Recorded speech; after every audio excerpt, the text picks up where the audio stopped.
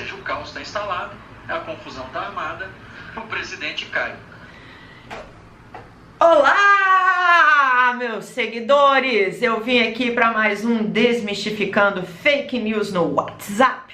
Para você que tem aquele grupinho de WhatsApp maroto que vive lotado de vídeos, mensagens que agora com a greve dos caminhoneiros pipocou de analistas políticos, vem comigo. Esse vídeo é a continuação de um vídeo onde eu estou analisando uma fala de uma pessoa que diz que sabe muito sobre política e que veio ajudar as pessoas que não entendem muito bem.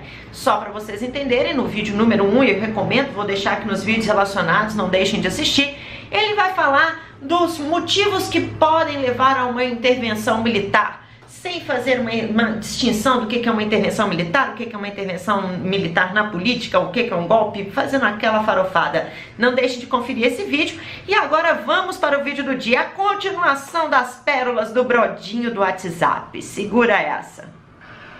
E se for o caso de eles não renunciarem, as Forças Armadas entrarem, elas renovam tudo.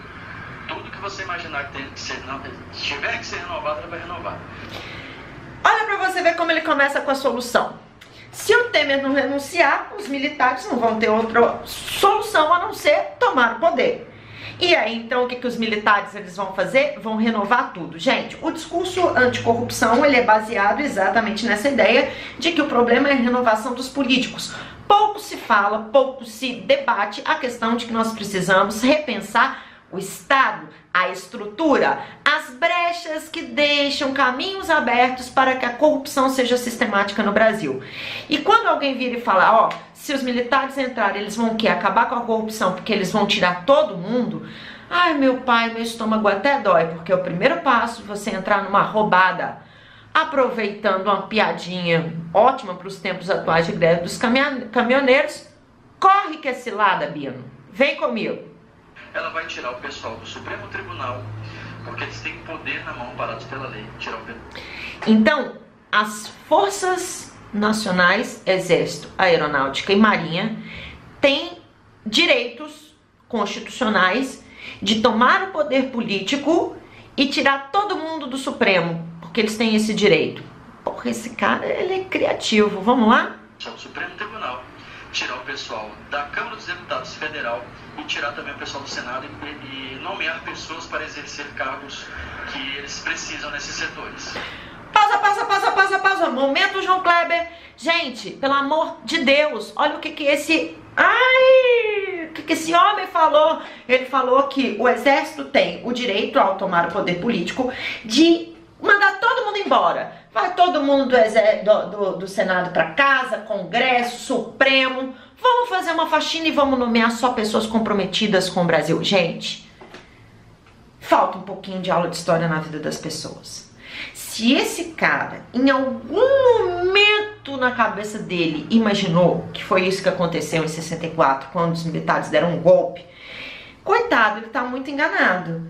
Porque nós não estamos falando de demissão em massa, nós estamos falando de perseguição política. Quem passar a se opor aos militares no poder vai ser caçado. Nós não estamos falando de uma limpeza ética, nós não estamos falando de uma limpeza moral, nós estamos falando de uma limpeza que ela é política. Óbvio que o discurso que vai chegar até o cidadão brasileiro é de que eles estão tirando a corja. Mas, na verdade, eles estão tirando uma corja para botar outra, sem que o cidadão brasileiro possa exercer o seu direito de escolher quem os representa. Então, você está abrindo mão do seu direito enquanto cidadão para que o Exército realmente vá lá e resolva tudo. Esse cara, ele é realmente um gênio. Vem cá, que esse vídeo é só genialidade. Vem comigo. Certo? O que acontece que as pessoas às vezes não sabem que são leigas? Clássico. Fake news. Retomando. Fake news está sempre cheio de datas. Fake news minimiza nomes e informações que são factíveis. E uma fake news, ela também é caracterizada pelo instrumento de autoridade. Considerar sempre que o seu ouvinte, que é aquele que te vê, te escuta ou te lê, ele é mais ignorante que você e você está então apresentando a ele uma informação nova, como tem gente bacana no mundo. Então, ele vai explicar para os leigos como é que é a política brasileira. Ai, gente, tanto tempo, né? Curso de história, aí a gente estuda anos na faculdade, depois, né, vai pro mestrado, e aí a gente dá aula por mais de 10 anos, para um cara vir aqui e explicar para você que tá tudo errado. Olha só, que gênio. Todo mundo que faz parte de partido político, eles fazem parte de uma esquerda. Se eu sobreviver a esse vídeo, é porque meu coração é forte. Todo mundo que tá dentro de um partido político é de esquerda. Dória é de esquerda, PSDB, a tucanada é de esquerda. Gente, se um membro, não vou nem citar nomes, vou citar nomes, se um cara tipo Aécio Neves do PSDB escuta um negócio desse falando que ele é de esquerda, é capaz dele morrer. Gente, não. Mas eu, antes de explicar direita, esquerda, essa bagaceira toda, vamos ver a ideia do gênio, como é que funciona. Então, se você está dentro de um partido, você é de esquerda. O que é esquerda? É tudo que se opõe à Constituição em benefício próprio, usando de poder administrativo. Tudo... Não, tem alguma coisa errada, esse moço não tá bem da cabeça não. Ele quis dizer que todos os partidos políticos usam de vias administrativas para conquistar os seus interesses pessoais, então isso é ser de esquerda. Esse moço, ele não tem a menor noção do que é política, ele não tem noção da fragilidade do que é hoje um conceito de direita e esquerda e nem da trajetória desse conceito. Ele não tem a menor ideia do que ele está falando. Então, antes de eu dar prosseguimento, para eu dar uma respirada e não acabar emburrecendo, vamos lá, gente. O conceito de direita e esquerda, ele nasce com a política contemporânea. Bom, não fez sentido ainda? Então vamos falar mais objetivamente. Ele nasce no coração da Revolução Francesa.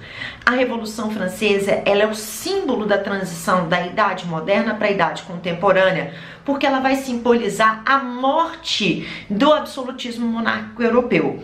A experiência francesa, ela é uma experiência extremamente complexa. A Revolução Francesa, ela começa em 1789 e vai até 1799. E ao longo desses 10 anos, muitas discussões vieram à tona, diversos grupos políticos vieram à tona com posturas diferentes. Durante um período da Revolução Francesa, nós vamos ver que o poder vai estar concentrado na mão da Convenção Nacional. A Convenção Nacional, ela reunia 3 grandes grupos políticos. Os girondinos, que representavam os membros da alta burguesia, e esses sim tinham interesse de que a revolução acontecesse para que eles tivessem uma via aberta para o poder político. Então era a revolução para garantir a eles poder político, para que eles ali se beneficiassem em torno de seus interesses, que sem sombra de dúvida estavam ligados ao desenvolvimento da economia, do comércio, mas não pensando lá no trabalhador que vai trabalhar um pouquinho mais, vai ganhar um pouquinho mais, vai ficar rico, não, mas do grande capital. Do outro lado nós temos os jacobinos. Quem são os jacobinos? Os jacobinos, eles são formados pela média e baixa burguesia, tá? E pelos sans-culottes, que eram, né, os sans-culottes, ele é o trabalhador urbano, pobre, ferrado, e que vê na revolução, assim como a média e baixa burguesia, uma possibilidade de que a mudança política culminasse numa possibilidade de transformação social. Então, transformação política atrelada à transformação social. E por fim nós temos os membros do pântano, que é sempre aquela parte suja da política, que é a parte do centro. Eles ficavam no centro da Convenção Nacional, e aí por isso, né, os girondinos ficavam sentados do lado direito, os jacobinos, olha eu de novo, os jacobinos sentados do lado esquerdo e o pântano no centro. O pântano não tem um projeto político muito bem delineado, nem um grupo social muito delineado. O pântano sempre vai estar na rabiola de quem está no poder. O pântano, ele está sempre conectado com as forças que estão no poder, então ele dança conforme a música muitas vezes. Isso já deu para dar um certo panorama do que nós poderíamos entender por direita e esquerda no Brasil. Só que ao longo dos séculos, então imaginando que a gente sai do século XVIII, vai para o século XIX, caminha em direção ao século XX, esse conceito de direita e esquerda, ele vai assumir outras conotações. Então, por exemplo, Na história republicana brasileira, ser de esquerda até a ascensão do PT no poder lá no início do século XXI era contestar o governo. Contestar o governo apresentando uma visão crítica e muitas vezes pautada na falta de compromisso com programas sociais, com o combate à desigualdade, com as condições das populações mais pobres, com políticas menos desiguais no Brasil. Então, a esquerda brasileira ela teve muito essa ligação com esse discurso e ela historicamente estava associada a uma crítica a quem está no poder. Já os grupos de direita, eles continuam muito próximos com aquela ideia, a política primeiro para mim, para depois olhar a política para o outro. E nós temos que entender que no contexto da Guerra Fria, durante muito tempo há um atrelamento da ideia de esquerda com ideias socialistas, com os comunistas.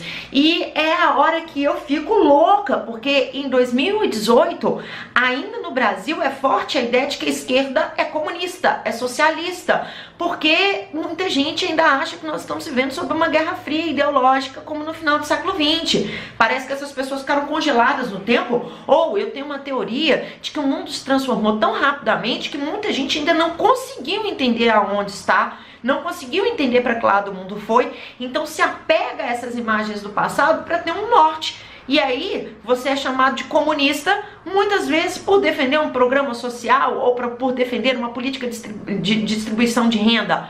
Então nós precisamos ter um certo cuidado. Neste processo, ele está fazendo esse brodinho do WhatsApp, gente, ele merece um prêmio, porque ele fez uma mudança radical, ele criou um novo conceito. A gente estava até discutindo, esse rapaz ele merece um prêmio de política porque ele criou um novo conceito. Para ele, todos os partidos que estão dentro da Constituição, dentro dos limites do sistema eleitoral, eles são partidos de esquerda. E quem são então os membros da direita brasileira? E olha só aonde o brodinho do WhatsApp vai parar. Que é o que faz o PMDB, PSDB, PT e uma corja de partidos. Todo mundo junto. O que é a direita de verdade no Brasil? A direita são os militares, porque eles não podem fugir uma vírgula do que está escrito na Constituição. Ou seja, os militares não podem fugir uma vírgula da Constituição. Deus te ouça. Brodinho do WhatsApp, Deus te ouça. Até o presente momento, de fato, eles agiram dentro da Constituição, mas o que você quer, a intervenção militar que você quer, é fora dos limites constitucionais. Se você ainda tem uma dúvida sobre isso, eu volto a insistir, assista o primeiro vídeo dessa série.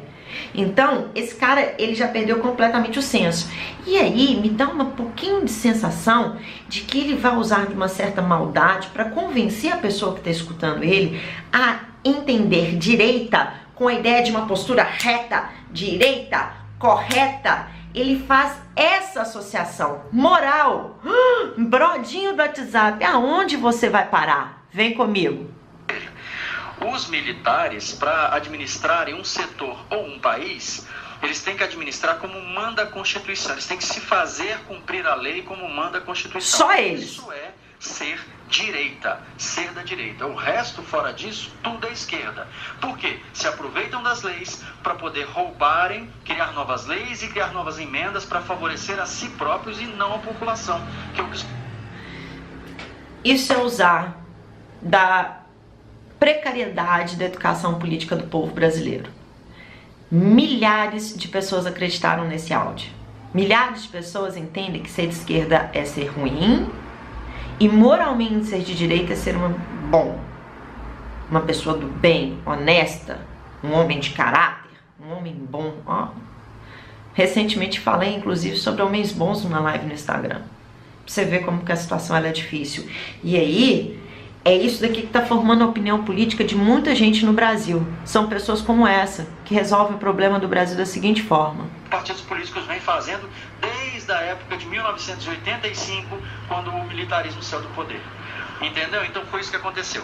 Voltando um pouquinho na história, para não ficar muito longo esse áudio aí, na década de 60, houve um ato público em que as mulheres, as esposas da população, foram para as ruas pedindo intervenção militar. Foi quando entrou o militarismo de volta no...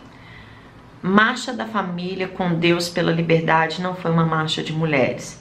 Foi uma marcha conservadora, tá? Que foi convocada por setores conservadores da igreja e da população civil, e ele não foi um movimento de mulheres. Mais um erro. O Brasil naquela época lá, eles administraram o país durante todo esse tempo. Entendeu? Então quem é que foi torturado? Ah, porque eles torturaram muita gente. Ah, porque proibiram isso, proibiram aquilo. Lógico, as pessoas que foram torturadas foram da esquerda, como a Dilma, como o Lula, como aquela repórter da televisão lá que foi torturada até lá no meu estado, lá porque eles iam contra as leis da Constituição que o exército... Eu não tenho nem coragem de comentar isso. Então, para esse sujeito de bem, que entende que ser de direita é ser de bem, né, uma pessoa de bem, esse é o famoso cidadão de bem, a violência cometida, a tortura cometida contra alguns indivíduos não tem problema, porque eles eram de esquerda. Começa assim, através de pessoas com essa dita autoridade intelectual. E para finalizar, ele vai dar o show. O resto estava exigindo. Agora, coisas que ninguém lembra é que a gasolina, por exemplo, o combustível, passava 2 anos sem aumentar nos postos. E o combustível não aumentando, não aumentava o preço no supermercado. A pessoa podia planejar uma vida, podia planejar uma compra de uma casa, de um carro, seja o que fosse.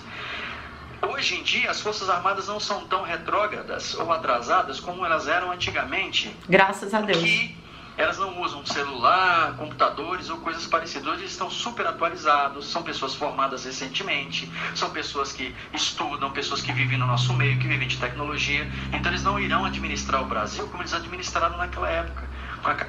Bom, para finalizar, que acaba o áudio por aqui, ele quer convencer que os militares estão preparados para assumir o poder porque eles estão modernos. Eles não vão governar o Brasil como eles governavam antes, porque antes era bom demais. Eu estou preparando uma série de vídeos para falar sobre a dependência que o Brasil tem do sistema rodoviário, o porquê que as ferrovias no Brasil sumiram e um pouco sobre a economia durante o período da ditadura militar. É um equívoco tratar o auge do milagre econômico brasileiro como sendo o retrato da economia do Brasil durante a ditadura militar brasileira, que terminou, né, a sua história com um processo de hiperinflação, tá? E uma coisa importante, ele esqueceu de contar que o milagre econômico brasileiro acabou por conta de uma crise do petróleo, que já revelava as dificuldades de se depender desse sistema e como nós estamos vulneráveis em relação à economia internacional. Bom, desmistificando a fake news do WhatsApp, acabou por aqui. Não acabou feliz, porque é muito triste imaginar que nós, num momento tão delicado, estamos sujeitos à formação de opinião tão precárias, né? Informações tão precárias que são ditas como verdade.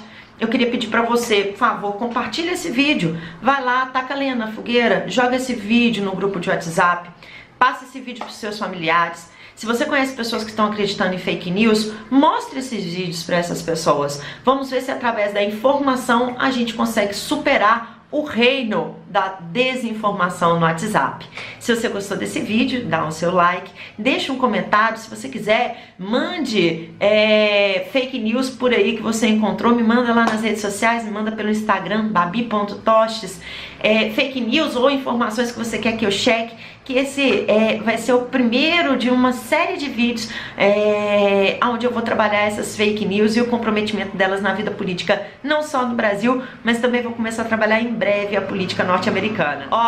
Um beijo e até o próximo vídeo!